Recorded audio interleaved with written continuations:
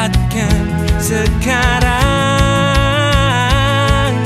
Bersama-sama kita bisa bangun negeri Indonesia. Jangan tunda lagi, mumpung ada saat ini. Kapan lagi, ayo kapan lagi. Marilah semua demi negeri kita tercinta. Kalau bukan kita, lalu siapa? Program pengungkapan sukarela, gotong royong adil dan setara. Gotong royong adil dan setara.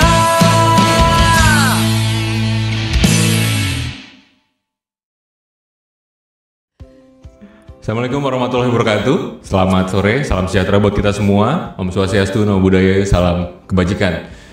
Bahagia sekali bisa berbincang pada kesempatan kali ini bersama kawan pajak semua. Bisa berdiskusi pada hari ini di Tech Talk episode kedua. Episode pertama kita selenggarakan di minggu kemarin ya. Minggu kemarin bersama tim, masih bersama tim penyuluh KW Pratama Cibinong. Tech Talk ini kami selenggarakan live di Instagram KW Pratama Cibinong di @pajakcibinong ya, sebagai sarana untuk diskusi terkait peraturan, aplikasi maupun current issue dan pokoknya semua hal tentang perpajakan gitu ya. Nah, kami harap diskusi online pada hari ini bisa menjangkau seluruh wajib pajak baik yang berada di wilayah KPP Pratama Cibinong maupun seluruh wilayah NKRI. Jadi teman-teman kawan pajak semua bisa tahu dan paham bahwa taat pajak itu mudah kok. Nah, perkenalkan, nama saya Siaga buat yang kemarin episode pertama belum lihat. Perkenalkan, nama saya Siaga yang akan memandu acara hari ini sekitar 30 menit sampai 40 menit ke depan ya. Dan telah hadir bersama kita yaitu penyuluh pajak KPP Pratama Cibinong yang sudah kawakan dan sudah berpengalaman sekali, yaitu Kak Salis ya. Kita bersama Kak Salis lagi pada episode 2 kali ini. Sebelumnya juga bersama Kak Salis ya. Nah, kita sambut sama-sama ya. Kak Salis Purnajati, apa kabar Kak Salis? Kabar baik Kak Siaga. Halo kawan pajak semua, nggak bosen ya ketemu kita lagi di sini? Bosen nggak? Ya, selama diskusi ini apabila nanti kawan pajak masih ada, kira-kira ada pertanyaan atau unek-unek dan ya pertanyaan lah ya, silakan disampaikan langsung melalui DM di akun Pajak Cibinong ya. Nanti pertanyaan akan saya bacakan dan nanti akan dijawab oleh narasumber kita yang luar biasa pada hari ini ya. Nah, pada Tech Talk episode 1 di minggu kemarin kita telah membahas mengenai program pengungkapan sukarela. Nah, pada episode kali ini kita akan membahas PPS kebijakan 2. Kalau episode kemarin, episode pertama kita bahas tentang PPS kebijakan 1. Nah, Kak Salis, kira-kira sebelum kita diskusi tentang kebijakan 2, nah saya izin dulu nih, saya izin meresume kebijakan 1, diisi diskusi kita tentang kebijakan 1 pada episode pertama kemarin itu seperti apa, boleh ya? Boleh nggak ya? Boleh dong. Boleh lah. Nah, jadi PPS itu adalah program pemerintah ya, program pengungkapan sukarela yang memberikan kesempatan kepada wajib pajak, teman-teman kawan pajak semua, untuk mengungkapkan kewajiban perpajakan yang belum dipenuhi secara sukarela melalui pengungkapan harta dan pembayaran PPh final nantinya ya. Nah, peserta PPS ini dibagi menjadi dua kebijakan atau dua program, dua kebijakan lah ya. Kebijakan 1 itu untuk yang dulu pernah ikut tax amnesty dan punya harta yang bisa diungkapkan sampai dengan tahun 2015. Nah, kalau kebijakan 2 itu nanti yang akan kita diskusikan ya bersama Kak Salis. Nah, Kak Salis nih, udah siap diskusinya ya? Udah dong, dari tadi ini udah nungguin. Ya, jadi kita tanya dulu apa sih sebenarnya kebijakan 2 PPS ini, Kak Salis? Teman-teman, jadi kebijakan 2 ini adalah kebijakan PPS yang ditujukan untuk wajib pajak orang pribadi yang belum melaporkan hartanya di SPT tahunan 2016 sampai dengan 2020.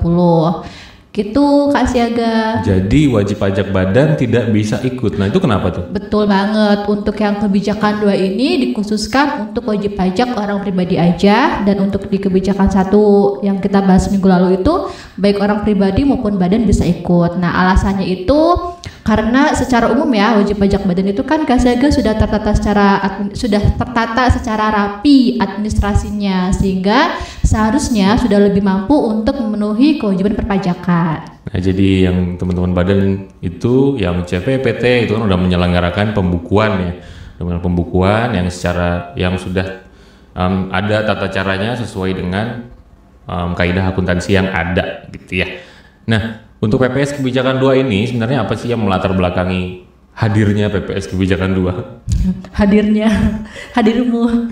Jadi latar belakangnya itu adalah masih terdapat wajib pajak orang pribadi yang belum mengungkapkan hartanya di SPT tahunan 2016 sampai dengan 2020.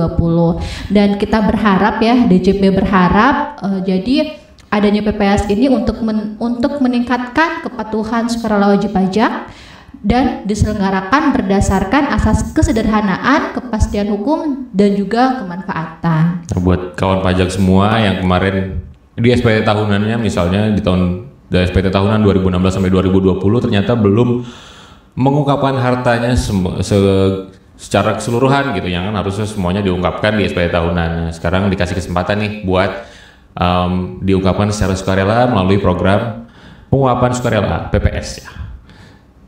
Apa sih yang harus diungkapkan di PPS kebijakan 2 nih Kak Sami? Jadi yang harus diungkapkan adalah tentu saja harta, tapi hartanya itu diperoleh di tahun 2016 sampai dengan 2020, dan harta ini tuh belum dilaporkan di SPT tahunan 2020 Kak Siaga.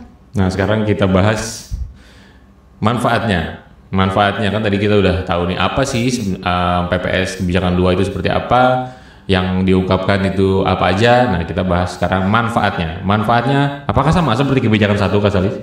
Nah manfaatnya ini ada yang sama dan juga ada manfaat khusus. Jadi teman-teman kalau yang masih ingat minggu lalu kita bahas manfaat di PPS kebijakan 1, ini juga masih punya manfaat yang sama di kebijakan 2 ini. Jadi manfaat yang sama itu adalah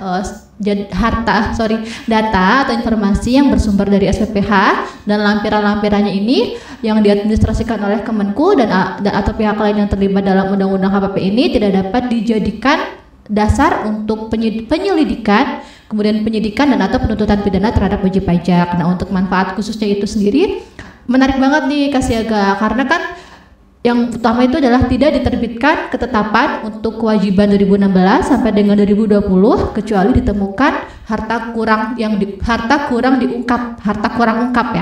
kurang diungkap. Baik itu PPHOP, PPH Potput dan juga PPN. Namun PPN di sini adalah kecuali pajak yang telah dipotong atau dipungut tetapi tidak disetorkan. Nah, berarti gitu ya kawan pajak semua, manfaatnya ternyata tidak diterbitkan ketetapan untuk harta yang tadi kurang ungkap tadi ya. Jadi harta yang diungkapkan di PPS kebijakan 2 itu tidak bisa lagi diganggu gugat oleh DJP nantinya. Jadi pastikan itu harta tersebut yang kurang ungkap semuanya diungkapkan di PPS. Jadi jangan ada yang dikurang-kurangin lagi tuh. Saya juga baru tahu nih Kak Salis. Jadi kalau misalnya kurang ungkap harta itu ada konsekuensinya. Sebenarnya apa sih konsekuensinya di kurang ungkap harta di PPS kebijakan 2 ini? Oh baru tahu ya Kak Siaga. Betul banget. Oh ya.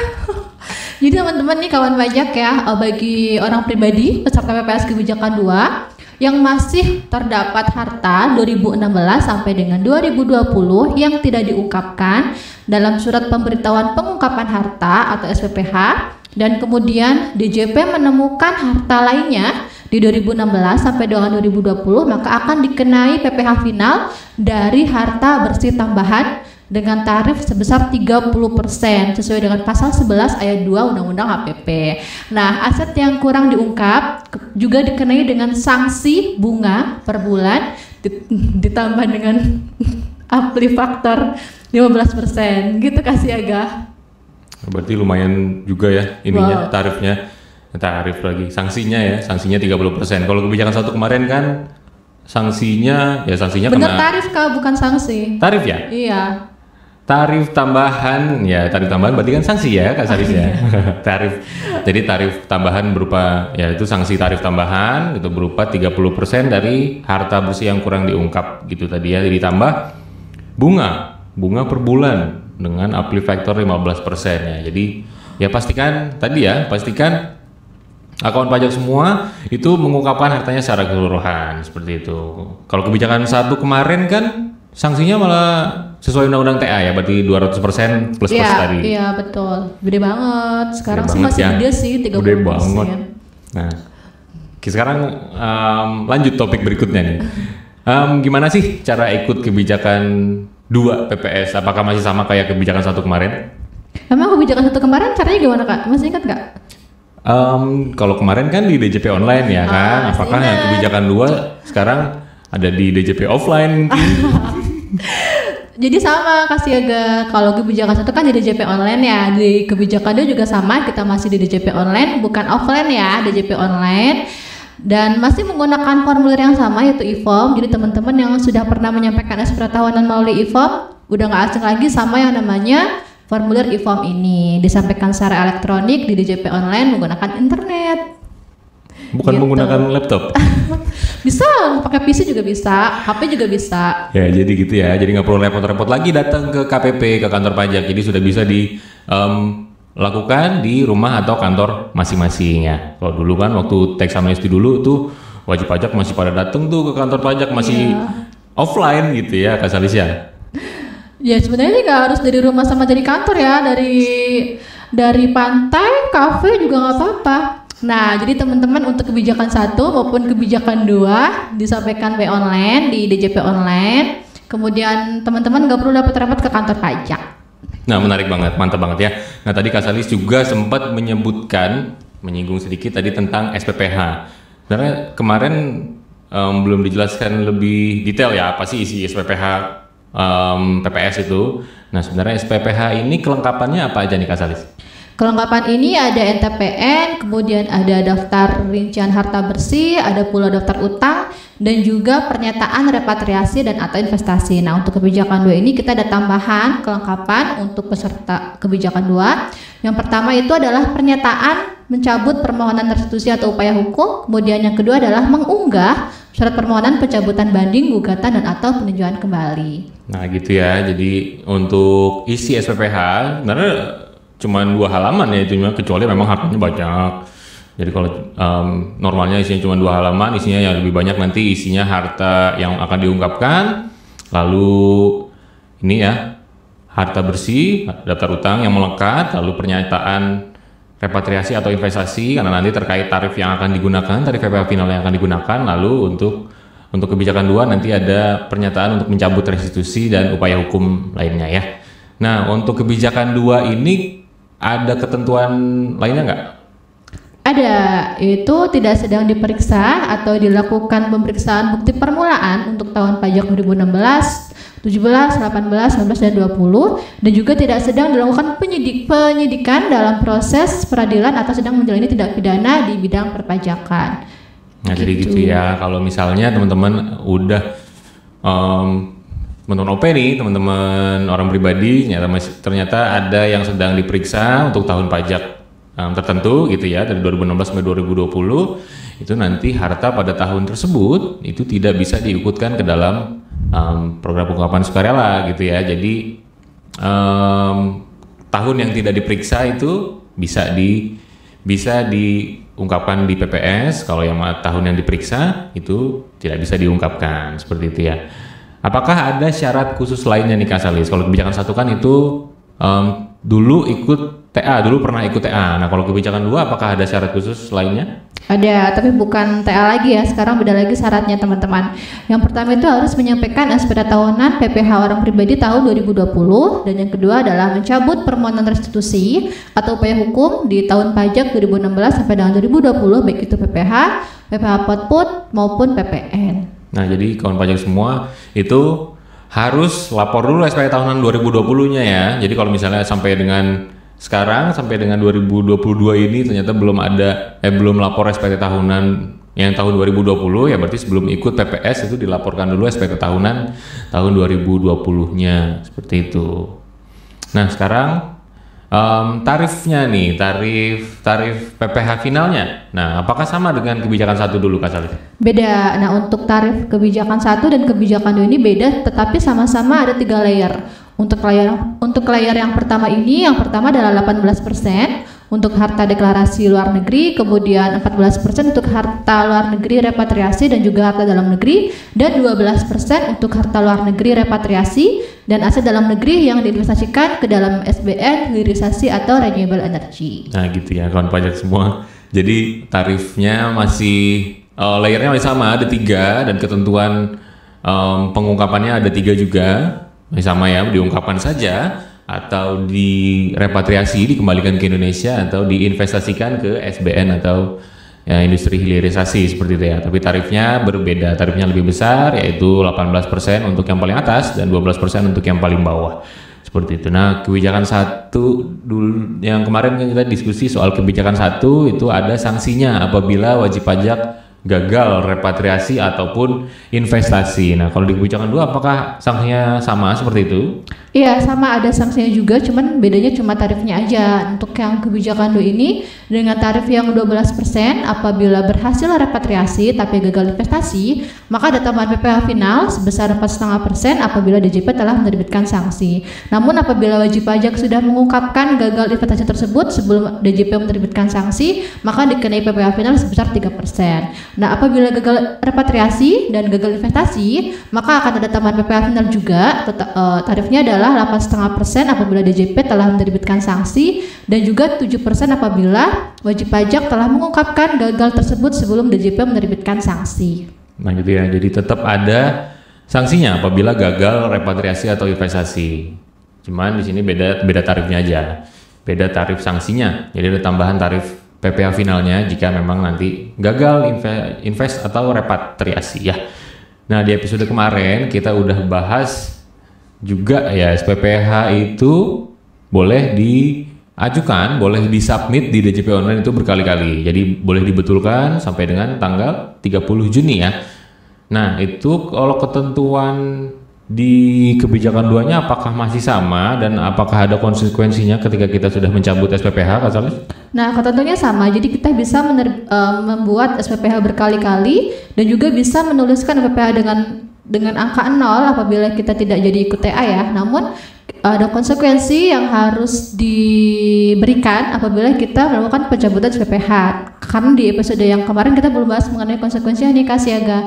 Jadi konsekuensinya itu adalah yang pertama, SKED atau surat keterangan sebelum pencabutan SPPH akan batal demi hukum. Nah, kemudian yang kedua adalah SKED atau surat keterangan pada saat mencabut SPPH merupakan bukti pencabutan SPPH tersebut. Nah, yang ketiga, wajib pajak dianggap tidak ikut PPS baik itu kebijakan 1 maupun kebijakan 2. Untuk yang keempat, wajib pajak tidak menerima manfaat dari program PPS ini baik itu kebijakan 1 maupun kebijakan 2. Dan yang kelima ada lagi Kak Siaga, wajib pajak tidak dapat menyampaikan kembali SPPH-nya apabila sudah melakukan pencabutan SPPH. Jadi kalau misalnya kemarin sudah dicabut, kita nggak bisa ikut lagi nih, kita nggak bisa submit SPPH lagi gitu. Dan kemudian putusan banding, gugatan dan atau PK atas wajib pajak dapat kembali ditindaklanjuti.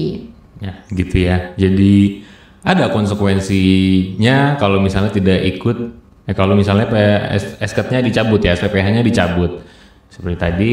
Nah, kalau tadi ya, kalau kebijakan 2 kan kita mencabut permohonan restitusi sama mencabut putusan banding. Jadi jangan takut kalau misalnya nanti batal SPPH-nya, SKED-nya tidak jadi ikut PPS. Nah itu nanti permohonan restitusi dan upaya hukumnya masih bisa dilanjutkan ya, diajukan kembali.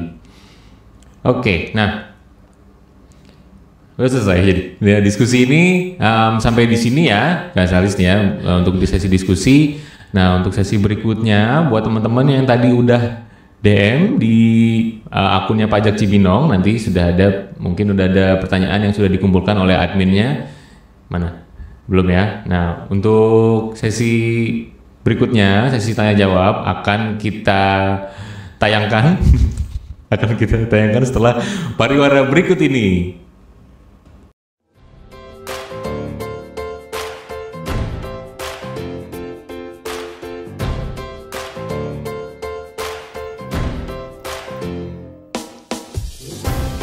Hari ini saya melaporkan SPT tahunan secara online melalui e-filing. Caranya mudah dan tidak repot karena tidak perlu ke kantor pajak. Bisa kapan saja dan bisa dari mana saja. Bapak Ibu, saudara-saudara yang belum lapor SPT tahunan, segera melaporkan. Ingat, terakhir tanggal 31 Maret 2022. Pajak yang kita bayarkan sangat diperlukan untuk mendukung program pembangunan, terutama untuk pemulihan ekonomi, meningkatkan daya beli masyarakat, pemulihan kesehatan, termasuk program vaksinasi. Pajak kita untuk kita. Terima kasih.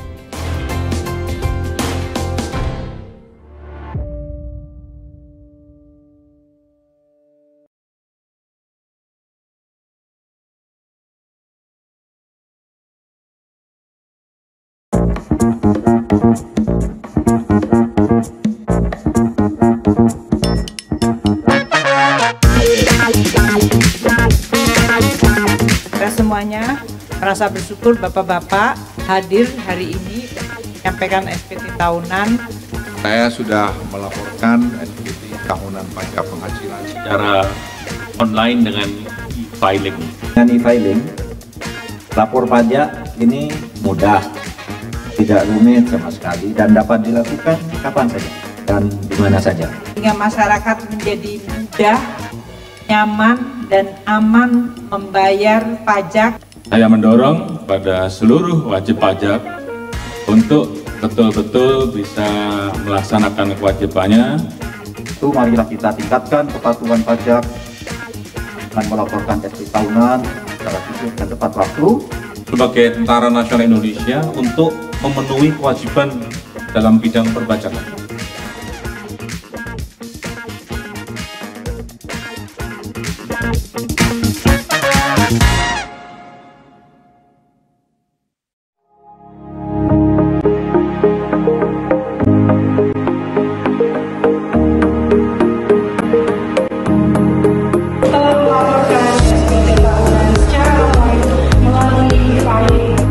Assalamualaikum warahmatullahi wabarakatuh.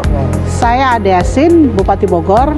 Hari ini saya bersama jajaran Forkopimda Kabupaten Bogor beserta stakeholder yang lain, Dinas Instansi Vertikal telah melaporkan SPT tahunan secara online melalui e-filing. Prosesnya sangat mudah dan nyaman karena bisa diakses dimanapun dan kapanpun. Saya menghimbau kepada seluruh wajib pajak untuk segera melaporkan SPT tahunan sebelum 31 Maret 2022. Saya juga menghimbau seluruh wajib pajak untuk memanfaatkan program pengungkapan sukarela yang akan berakhir tanggal 30 Juni 2022. Pajak kita untuk kita. Pajakmu membangun Bogor. Halo kawan pajak semua, selamat bergabung kembali. Tadi udah nonton iklannya ya, iklan DJP juga. Jadi nggak ada endorsementnya nih dari kita. Dan selamat sore semuanya, selamat bergabung kembali. Kita sekarang sesinya sesi tanya jawab buat teman-teman semua tadi yang sudah ikut ya, yang sudah submit pertanyaan, menuliskan pertanyaan di DM-nya Pajak Cibinong, nanti akan saya bacakan dan nanti akan dijawab oleh narasumber kita pada hari ini yang sudah sangat luar biasa sekali ya, Kak Salis ya. Oke nih, Kak Salis sudah siap? Udah. Yakin ya? Yakin nggak ya? Pertanyaan pertama ada dari Kak Maya. Maya ya jadinya. Selamat sore juga. Saya sudah lapor SPT tahunan tahun 2020. Namun saya merasa ada kesalahan pengisian, yaitu kurang mengisi daftar harta di SPT-nya ya. Apakah saya boleh menyampaikan pembetulan SPT tahunan tahun 2020 setelah adanya PPS ini? Nah ini nggak disebutkan sih sebenarnya dia mau ikut PPS atau enggak. Nah gimana tuh Kak Salis? Selamat sore Kak Maya. Jadi teman-teman dan juga Kak Maya nih pembetulan atas surat pemberitahuan tahunan atau SPT tahunan pajak penghasilan orang pribadi untuk tahun pajak 2016, 17, 18, 19, 20 yang disampaikan oleh wajib pajak setelah terbit Undang-Undang Nomor 7 Tahun 2021 atau Undang-Undang HPP ini dianggap tidak disampaikan, sehingga harta yang sebelumnya dilaporkan dalam SPT pembetulan tersebut akan menjadi objek PPS gitu. Jadi wajib pajak orang pribadi yang belum lapor SPT tahunan 2020 harus lapor SPT 2020 dulu dengan mencantumkan harta SPT sebelum 2020 dan ditambah dengan harta dari penghasilan 2020. Begitu Kak Maya.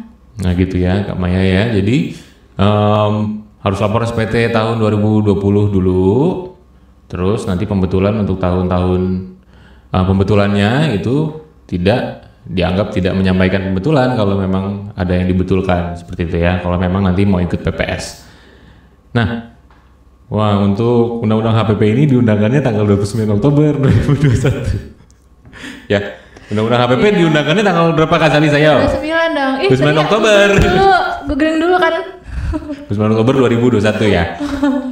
Nah pertanyaan selanjutnya ada dari Kak Beni. Kak, saya masih bingung terkait harta bersih di kebijakan 2. Boleh dijelaskan lebih detail nggak? Makasih. Nah kebijakan 1, kebijakan 2 sebenarnya sama nggak sih ya ininya, definisinya harta bersih? Beda. Kita bahas yang kebijakan 2 ya Kak Beni. Nah, harta bersih pada kebijakan 2 ini nih adalah harta bersih yang pertama yaitu diperoleh sejak tanggal 1 Januari 2016 sampai dengan 31 Desember 2020. Dan yang kedua, harta bersih tersebut masih dimiliki per 31 Desember 2020. Dan yang ketiga adalah belum dilaporkan dalam SPT tahunan PPh orang pribadi tahun pajak 2020. Begitu Kak Beni. Kak Siaga? Begitu ya. Jadi kalau misalnya harta bersihnya itu diperoleh sejak tanggal, hanya yang diperoleh sejak tanggal 1 Januari, jadi pada tahun 2016 sampai tahun 2020 aja harta yang bisa diungkapkan ya, dan juga bisa dikurangkan dengan hutang yang melekat ya. Ya, hutang. Betul ya. Pertanyaan selanjutnya nih dari Kak Rosana. Ya Kak Rosana, sore Kak. Sorry juga, tadi disebutkan kalau syarat mengikuti PPS kebijakan 2 adalah WP tidak sedang diperiksa ya untuk tahun pajak 2016 sampai 2020 ya, tidak sedang diperiksa. Bagaimana jika wajib pajak sudah selesai dilakukan pemeriksaannya, apakah bisa mengikuti PPS ini? Jadi mungkin sebelumnya diperiksa, sekarang di tahun 2022 sebelum tanggal 30 Juni besok gitu ya, itu udah selesai pemeriksaan, itu boleh ikut PPS nggak? Nah, jadi Kak Rosana, kondisi wajib pajak orang pribadi sedang dilakukan pemeriksaan apabila surat pemberitahuan pemeriksaan telah disampaikan. Nah, untuk wajib pajak yang sudah selesai dilakukan pemeriksaan dapat mengikuti PPS kebijakan 2 ini atas harta yang belum diungkapkan pada SPT yang tidak diperiksa. Jadi contohnya nih, misalnya Kak Rosana ini selesai dilakukan pemeriksaan untuk tahun pajak 2017 nih misalnya ya. Maka Kak Rosana dapat mengikuti PPS kebijakan 2 untuk harta yang belum diungkapkan di tahun 2016, 18, 19, 20. Jadi kecuali yang tahun 2017 itu. Begitu Kak Rosana dan Kak Siaga. Ya, gimana Kak Rosana? Sudah puas jawabannya? Jadi gitu ya. Jadi untuk tahun pajak yang 2017, harta-harta yang di tahun 2017 yang diperiksa tadi itu nggak bisa diikutkan di PPS. Tapi untuk tahun-tahun selain yang itu bisa dilakukan diungkapkan di program PPS ini gitu ya. Pertanyaan selanjutnya nih Kak Salis nih dari Kak siapa ini namanya? Nggak ada namanya nih. Maksudnya saya sebutin nama akunnya? Ya Hamba Allah. Gitu aja ya, nggak usah ya, Hamba Allah ya. Kak Fulan gitu ya, Kak Fulan. Kak Fulan. Hai Kak, izin bertanya pedoman nilai harta kebijakan 2 gimana ya Kak? Pedoman nilai harta, mungkin nilai hartanya diambil dari mana gitu ya Kak Salis, coba. Ya, jadi Kak Fulan, nah pedomannya adalah ada nilai nominal dan juga nilai harga perolehan ya. Untuk nilai nominal ini itu adalah untuk kas atau setara kas. Nah, atau harga perolehan untuk selain kas atau yang setara kas. Nah, apabila tidak diketahui, contohnya Kak Fulan nggak tahu nih nilainya gimana ya gitu. Jadi dapat menggunakan nilai wajar per 31 Desember 2020 dari aset sejenis atau setara berdasarkan dari penilaian Kak Fulan sendiri berdasarkan penilaian wajib pajak gitu deh intinya. Gitu ya. Jadi teman-teman buat yang masih bingung nilai hartanya seperti apa, kalau misalnya fakturnya udah nggak ada, terus nilai perolehannya udah nggak ada gitu. Jadi silahkan untuk teman-teman yang di kebijakan 2 bisa menilai sendiri, menilai secara secara bertanggung jawab gitu ya. Jadi nggak terlalu besar, nggak terlalu kecil. Jadi secara sewajarnya sebagaimana penilaian wajib pajak seperti itu. Nah, untuk selanjutnya nih pertanyaan dari Kak Robi. Kak, saya ini kan gaptek ya. Nggak apa-apa kok. Boleh nggak sih kalau kantor pajak buat praktek langsung ikut PPS? Nah, Kak Robi ini katanya gaptek nih. Wah, sama dong. Sama kayak saya, Kak Robi. Katanya gaptek juga. Kita juga gapteknya, enggak deh, Kak Siaga nggak gaptek. Jadi Kak Robi boleh banget datang ke kantor pajak ke KW Pertama Cibinong ya. Kita di sini sudah menyediakan layanan helpdesk khusus untuk PPS dari sejak bulan Februari ya Kak Siaga atau Januari gitu. Januari sudah ada kita helpdesk. Jadi Kak Robi dapat mengambil antrian online dulu di kunjung.pajak.go.id dengan memilih layanannya konsultasi PPS atau konsultasi program pengungkapan sukarela. Begitu, jadi kakak tinggal datang aja ke kantor kami, nanti kita akan ada petugas yang membantu. Itu ya, jadi kalau memang masih bingung nih mau ngerjain di rumah juga bingung misalnya atau lagi nggak ada laptop, mati lampu gitu ya. Nah itu bisa datang langsung ke KPP KW Pertama Cibinong. Buat teman-teman yang berada di wilayah KW Pertama Cibinong nanti bisa langsung datang, ambil dulu nomor antrian online-nya ya di kunjungpajak.go.id. Nah nanti akan kita pandu bagaimana tata cara mengungkapkan harta di PPS ini. Gitu ya Kak Robi tadi ya. Nah selanjutnya nih ada dari wajib pajak NE, namanya nggak ada namanya. Jadi nih pertanyaannya, apakah wajib pajak NE non efektif ya Kak Salisna yang telah lama terdaftar namun belum pernah menyampaikan SPT tahunan sama sekali itu bisa mengikuti PPS atau tidak? NE nih, jadi NE dia belum pernah lapor SPT, apakah bisa ke PPS kebijakan 2? NE atau non efektif ya. Jadi salah satu syarat untuk ikut PPS ini adalah melaporkan SPT tahunan 2020. Sehingga apabila wajib pajak belum pernah melaporkan SPT tahunan, maka tidak bisa ikut PPS begitu. Gitu ya. Jadi syarat wajib pajak ikut PPS itu adalah lapor SPT tahunan 2020. Kalau misalnya ya belum lapor SPT tahunan 2020 ya belum bisa gitu ya. Pertanyaan selanjutnya nih ada dari siapa nih? Gak ada namanya lagi nih. Oh ini ada namanya Kak Lastri ya. Kak Lastri, apakah atas harta yang diungkapkan dalam PPS harus dilampiri dokumen pendukung? Dokumen pendukung apakah harus atas nama sendiri? Nah, banyak nih pertanyaannya bercabang Kak Lastri ya. Apakah harus ada dokumen pendukung? Apakah harus atas nama sendiri atau nama pihak lain dengan dilampiri dokumen atau surat pernyataan kepemilikan? Nah, boleh nggak Kak Salis tuh? Harta yang diungkapkan di PPS ini nggak harus dilampiri dengan dokumen pendukung Kak Lastri dan Kak Siaga juga teman-teman ya. Jadi harta tersebut bisa juga atas nama orang lain, misalnya atas nama orang tua atau atas nama pasangan gitu. Jadi dan tidak perlu dilampiri dengan dokumen pendukung gitu, dan tidak perlu dilampiri dengan dokumen atau surat pernyataan kepemilikan contohnya. Jadi kayak misalnya scan STNK atau scan sertifikat itu nggak usah. Jadi wajib pajak cukup mencantumkan saja nama dan NPWP pihak lain tersebut dalam formulir SPPH. Nah seperti ya Kak Lastri tadi ya. Jadi nggak usah pakai dokumen kepemilikan. Misalnya nanti mau mengungkapkan hartanya berupa laptop atau mesin cuci kan nggak ada dokumen kepemilikannya ya. Masa kwitansinya mau dilampirin kan nggak usah. Jadi cukup nanti nilainya aja karena ini pengungkapannya secara sukarela juga. Jadi nanti tidak usah pakai dokumen kepemilikan. Jadi diungkapkan realnya seperti apa.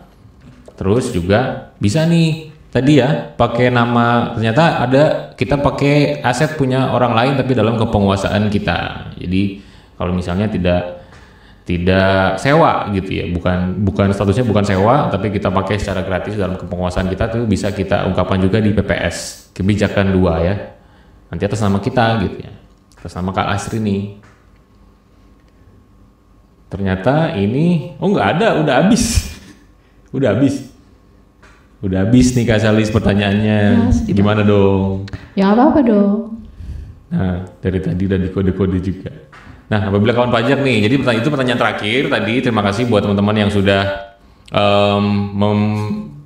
mensubmit pertanyaan tadi ya ke DM kita. Jadi nanti kalau misalnya ada pertanyaan yang belum dijawab, mungkin nanti bisa dijawab oleh admin IG-nya ya, admin Instagram-nya seperti itu. Nah, kawan pajak masih ada pertanyaan, tadi belum sempat nanya, bisa langsung disampaikan ke nomor layanan konsultasi atau helpdesk kita di KP Pratama Cibinong di nomor 0852 8181 3403. Sekarang udah ada running text ya?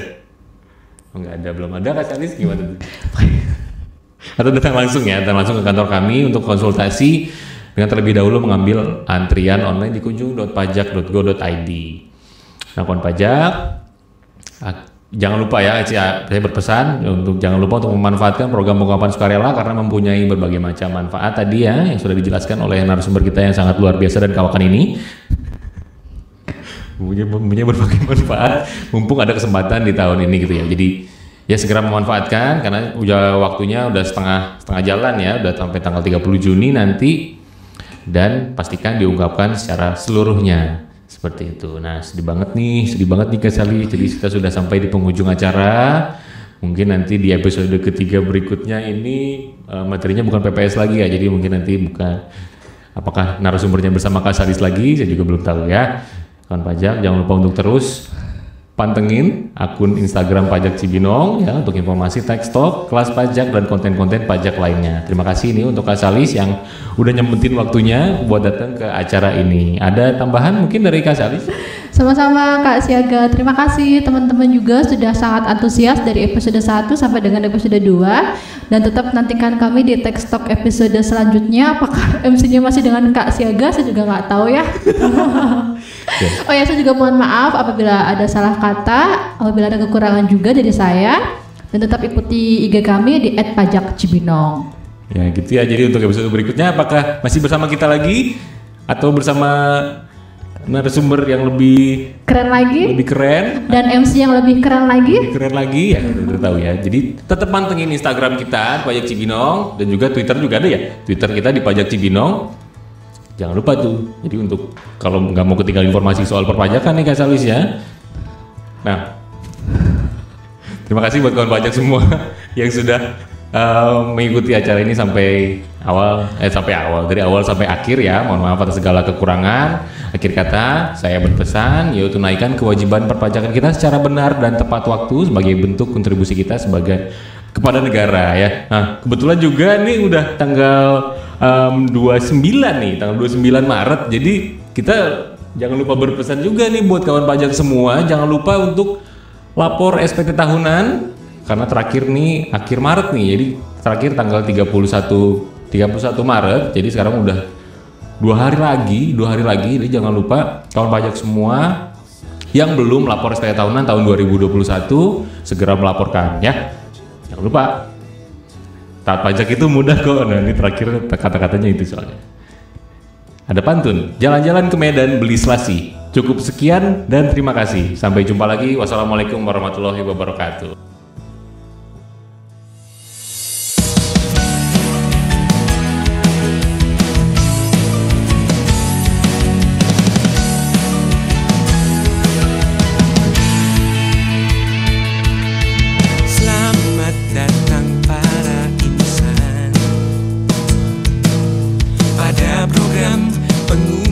Sukarela, ayo semua manfaatkan untuk ungkapkan dan laporkan harta. Jangan takut, jangan bimbang, manfaatkan sekarang bersama-sama.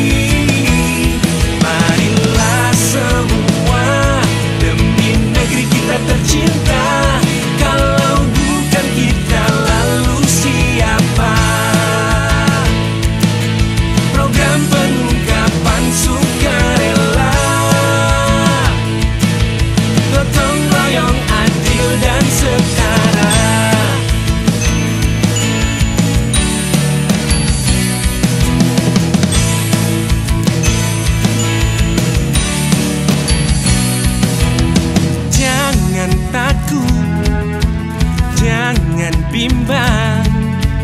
Manfaatkan sekarang.